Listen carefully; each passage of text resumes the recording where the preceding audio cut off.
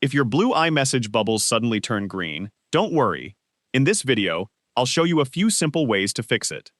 First, open the Settings app and tap Messages. Turn iMessage off, wait a few seconds, and turn it back on.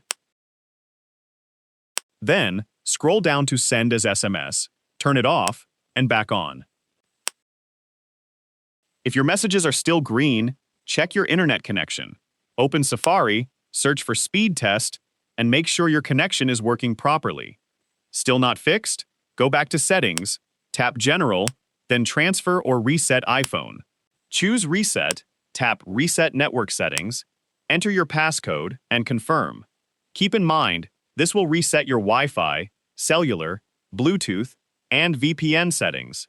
And if messages are still green, the problem could be on the other person's side if their iMessage is disabled or their phone is offline. And that's how you can fix iMessage turning green on your iPhone. If you found this video helpful, don't forget to like, subscribe, and hit the bell icon for more tips and tricks. Thanks for watching.